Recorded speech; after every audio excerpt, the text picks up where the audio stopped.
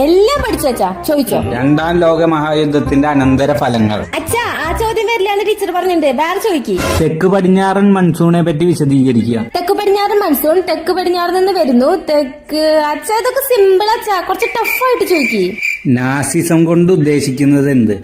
അതൊന്നും important question അല്ല അച്ഛാ, ഞാൻ മാർക്ക് ചെയ്തിട്ടില്ല, അതിന്ന് ചോദിക്കും. കേരളത്തിലെ മണ്ണിനങ്ങൾ ഏതൊക്കെ? തുടക്കം ഒന്ന് പറഞ്ഞുതരോ? കേരളത്തിലെ മണ്ണിനങ്ങളെ കേരളത്തിലെ മണ്ണിനങ്ങളെ വിവിധ തരത്തിൽ തരംതിരിച്ചിരിക്കുന്നു. അതിൽ തീരദേശ മണ്ണ്. തീരദേശ മണ്ണ് എക്കൽ എന്താ എക്കൽ മണ്ണ്.